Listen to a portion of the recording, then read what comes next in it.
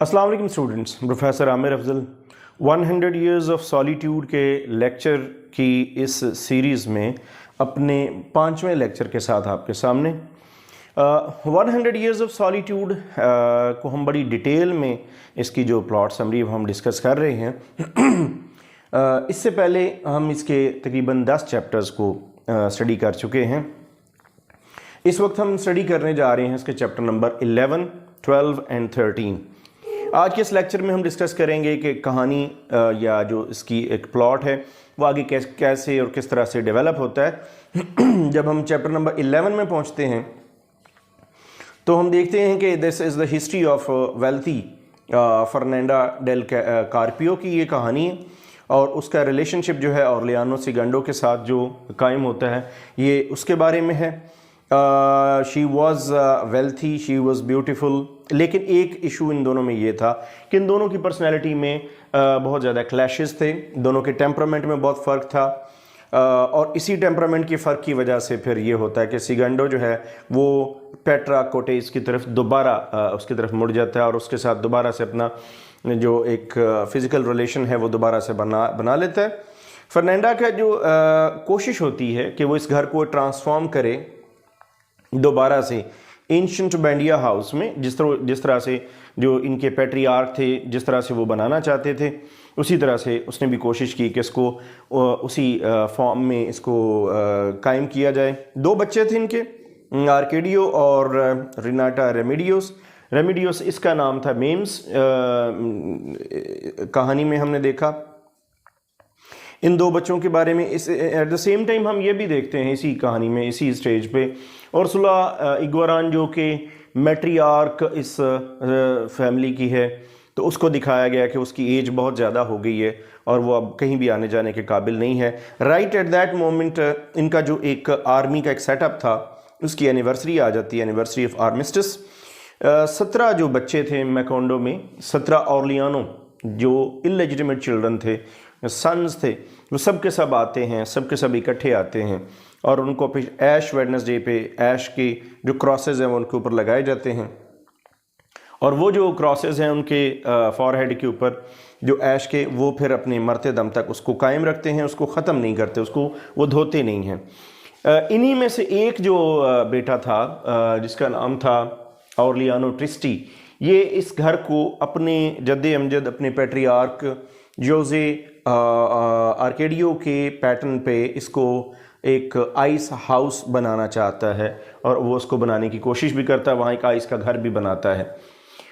ये है chapter number 10। अगर हम 11 में आगे चलें तो हमें ये नज़र आता है कि जैसे अगर हम आपको याद हो तो हमने पहले दूसरे चैप्टर में ही पढ़ा था कि जो इसके पैट्रियार्क थे जोजे आर्केडियो, वो चाहते थे कि इसको इनिशियली इस एक जो एक टाउन है इसको बाकी दुनिया से दूर रखा जाए, फिर with the passage of time इसको टेक्नोलॉजी जो है उसके साथ इसका इंट्रोडक्शन हो।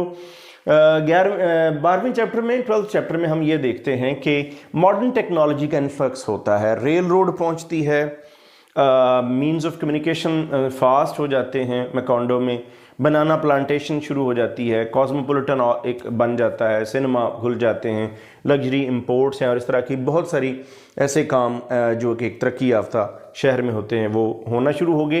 The only person, the unexcited fellow was the Remedios the beauty who was unaware of changes in technology. ये अपनी ब्यूटी की वजह से, बहुत सारे लोग इसकी ब्यूटी से मुतासर थे।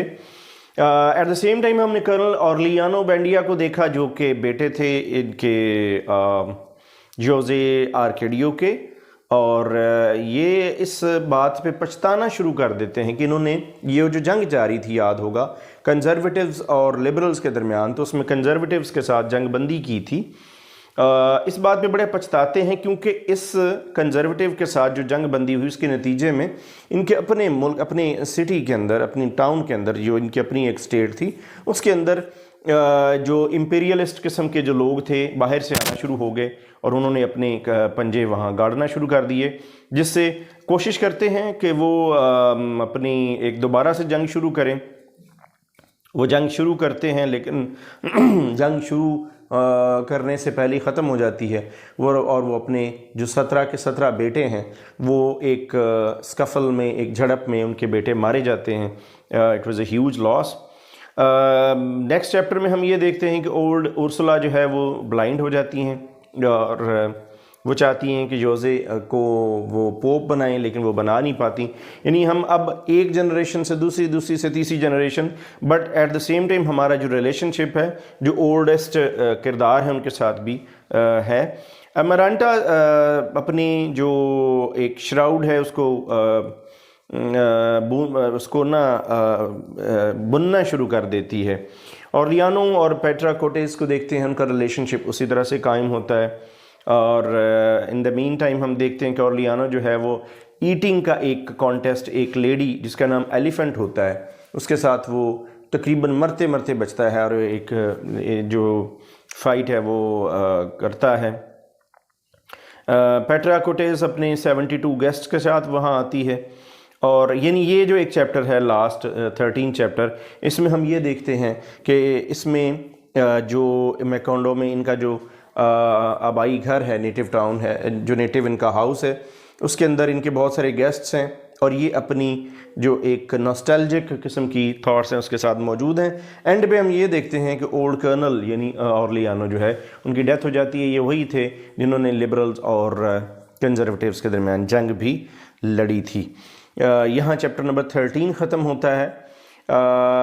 मैंने ये डिलिबरेटली 3-3, 4-4 चैप्टर तकरीबन इकट्ठे करके तो आपके सामने इसकी जो प्लॉट समरी है वो लाया हूँ, ताकि जब आप इसके थीम्स पढ़ें, थीम्स के रेफरेंसेस लें, तो ज़्यादा से ज़्यादा इंसिडेंट्स और इवेंट्स जो हैं वो आपके सामने हों। इस वीडियो में हमने ये 5th वीडियो थी जिसमें हमने चैप्टर नंबर 11 to 13 डिस्कस किए। For more details on coming chapters I will come back इंशाल्लाह in next videos. Thanks for watching.